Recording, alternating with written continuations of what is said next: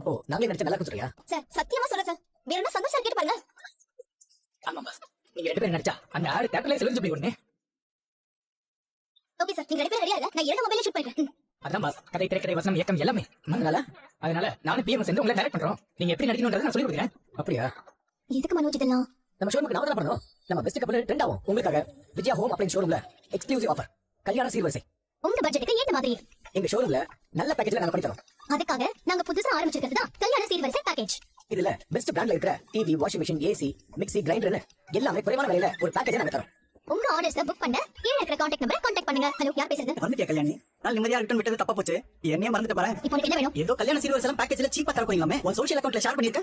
அதுவும் புருஷன் கூட ஆடிட்டே வர அவ்வளவு சந்தோஷமா இருக்க. இப்போ உனக்கு என்ன பிரச்சனை? எதுக்கு தேவையில்லாம ஃபோன் பண்ணி பேசிட்டு இருக்க? என்னங்க நீங்க என் கல்யாணத்துக்கு ஆர்டர் புக் பண்ணலாம்னு பார்த்தா இப்படி பேசுறீங்க? உனக்கு கல்யாணமா? ஏன் நாங்க கல்யாணம் பண்ண கூடாதா? இங்க பாரு, நான் ஏற்கனவே ரொம்ப டென்ஷன்ல இருக்கேன். ஆமா, என்ன எவ்வளவு பெரிய பொய்ய சொல்லி அவ்வளவு பெரிய குடும்பத்துல வாழ்ந்துட்டு இருக்க. டென்ஷன் இல்லாம இருக்குமா?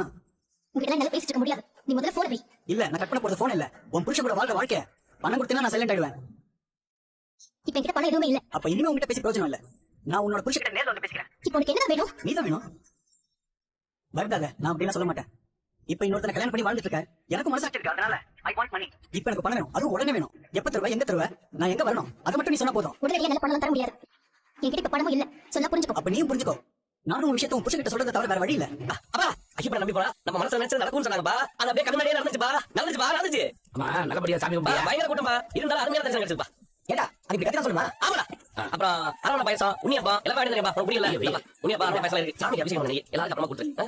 அப்புறம் சபரிமலை ட்ரிப் எல்லாம் எப்படி போச்சு? அவன் என்ன டூருக்கு போனா சாமி கூட போயிட்டு வந்தான். அதான் நான் கேட்டேன். எல்லாம் நல்லபடியா இருந்துச்சு. ரொம்ப சந்தோஷம் தான் முத்து. நீ சபரிமலைக்கு போயிட்டு வந்த. நீ வர்றதுக்கு முன்னால மீனாவும் திரும்பி வந்துட்டான். இந்த குளத்துல பார்க்கும்போது சந்தோஷமா இருக்கு. கொஞ்ச நாளைக்கு மட்டும் இப்படியே இருந்தா என்ன பண்றது? வருஷம் முழுக்க இப்படியே இருந்தா நல்லா தான் இருக்கும். அவன் இப்படியே குடிக்காம வருஷம் பூரா 365 நாள் மாலை போடுறதா நல்லா இருக்கும் சொன்னேன். இது என்ன தப்பு இருக்கு? அவன் இப்படி யாருக்கு காரணமே நீ தானே. நீ உனக்கு குடிக்க கத்து கொடுத்த? என்னமோ நான் கத்து கொடுத்த மாதிரி சொல்லிட்டு இருக்கீங்க. அப்பா, அம்மா வயசுல தான் நாங்க 3 பேருமே பிறந்தோம். நான் எத்தனை டிகிரி வாங்கி வச்சிருக்கேன். ரவி நல்லா படிச்ச ஷெஃபா இருக்கான். உங்ககிட்டே ரவிகிட்டே காட்டினா அதே அன்பை முத்துக்கிட்டே காட்டி இருந்தானா அவன் என்ன எப்படி இருந்து போறான்? எது எப்படி இருந்தால அவன் பண்றது கெட்ட பழக்கம் தான். மற்றபடி நல்லா உழைக்கிறான், நல்லா சம்பாதிக்கிறான், சம்பாதிச்ச காசை கஷ்டப்படுறவங்க கொடுக்குறான். அவன் பொண்டாட்டி அவன் நல்லா பாத்துக்கிறான். இதுக்கு மேல ஒரு மனுஷனுக்கு என்னடா வேணும்? இப்ப யார் தான் ட்ரிங்க் பண்றது இல்ல? ஊர்ல பாதி பேர் குடிக்கிறாங்க. அதுவும் மொட்டை மாடியில வச்சு அடிக்கடி குடிக்கிறாங்க. அகேஷனலா அப்பப்ப ட்ரிங்க் பண்றது பெரிய தப்பே இல்ல. அது வீட்டுக்கு வந்துட்டல அதுடா. என் வீட்டுக்கு வராம நான் எங்க போவேன்? என் மேல இந்த கோவம் போயிடுச்சுல. குடிக்கிறது நிறுத்திட்டீங்கல்ல? அதுவா? இப்ப நாங்க கோயிலுக்கு போனோம் பாத்தியா? அப்ப நீ சொன்னதை நான் யோசிச்சுட்டே போனேன். நீ சொன்னதெல்லாம் ஞாபகம் தான் படிச்சு. அப்ப இனிமே குடிக்கிறத விட்டுறீங்கல்ல? அது என்ன வச்சுப்பேன். இனிமே குடிக்க மாட்டேன்னு சாமி கிட்ட சத்தியம் பண்ணிட்டு வந்திருக்கீங்களா? பண்ணிட்டேன், சத்தியம் பண்ணிட்டேன். ஆனா அப்படி சத்தியம் பண்ணல. வேற எப்படி பண்ணீங்க? சத்தியத்தை வெளில சொல்லக்கூடாதுல. அதெல்லாம் பொண்டாட்டி கிட்ட சொல்லலாம். சாமி கிட்ட என்ன சொன்னீங்க? அதே அவங்க அட்ஜஸ்ட் பண்ணிட்டாங்க. அது எனக்கு தெரிஞ்சிருச்சு. அவங்க கிட்ட கேட்டேன். என்ன சொன்னாங்க? கைய பிடிச்சிட்டு அழ ஆரம்பிச்சிட்டாங்க. ஸ்கூல் ஃபீஸ் கட்டலன்னா அவங்க பொண்ணு ஸ்கூலை விட்டு நிறுத்திடுவாங்களா?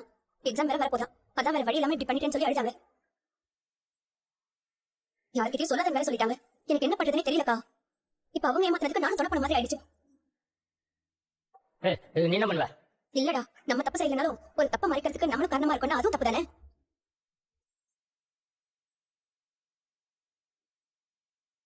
சரி, அதுக்கு நீ என்ன பண்ண முடியும்? அந்த பணத்தை எடுத்தது தப்புதான். ஆனா ஒரு பொண்ணோட படிப்புங்கிறப்ப வேற என்ன பண்ண முடியும்? எடுத்த பணத்தை சீக்கிரமே அதே இடத்துல திருப்பி வைக்க சொல்லி. அப்பதான் உனக்கு எந்த பிரச்சனையும் வராது. நீ ஐடியா கொடுக்குற? ஆமாடா, வேற என்ன பண்றது? பொய்யா ரொம்ப நாளைக்கு மூடி மறைக்க முடியாது. உண்மையை எப்படி சொல்லணும்னு பாக்கணும். இல்ல அந்த உண்மை வெளியே வரதுக்கு முன்னாடியே செஞ்ச தப்ப சரி பண்ண பாக்கணும். கரெக்டா சொல்லுமா? அவங்க செஞ்சது தப்புதான். ஆனா பாவம், வேற வழி இல்லாம இப்படி பண்ணிட்டாங்க. இது வெளியே தெரியறதுக்கு முன்னாடி சரி செய்யறதா அவங்களுக்கு நல்லது. நான் இன்னைக்கு அவங்க கிட்ட சொல்லிடுறேன். நீ எனக்கு எதுவுமே சொல்லாம இருக்க? ஒண்ணும் இல்ல. உனக்கு எது சரின்னு தோணுதோ அதை செய்ய. ஆனா நீ அவங்களுக்காக எதையும் போய் மறைக்காது. தப்பு பண்ணவங்களை விட அது மறைக்கிறவங்களுக்கு தான் குற்ற உணர்ச்சி அதிகமா இருக்கும். சரி, நான் ஒருத்தவங்களுக்கு ஃபோன் பண்ணணும், பேசிட்டு வரேன். சரி, காஃபி எடுத்துட்டு வரேன். ஆமினா, நல்லா இருக்கியா? எப்படி நல்லா இருக்க முடியும்? உங்க பொண்ணால நான் நிம்மதி இல்லாம இருக்கேன். நீ கிருஷ்ண கூட்டிட்டு வெளியே போயிட்டு வா. நான் இல்ல, நான் வரல பாட்டி. நான் மீனாண்டி கூட தான் இருப்பேன். டேய் கிருஷ், ஆண்டி இங்க தான் இருப்பாங்க. நீ பாட்டி கூட போயிட்டு வா. அதனாலதான் இந்த தடவை அவ முடிவுல நான் தலையிடல. அது என் தப்புதான். இருந்தாலும் ஒரு அம்மாவா அவ வாழ்க்கை நல்லா இருக்கணும் தானே நான் நினைக்க முடியும். நீங்களா? வாங்க, எப்படி இருக்கீங்க? கிருஷ்ண பார்க்க வந்தீங்களா?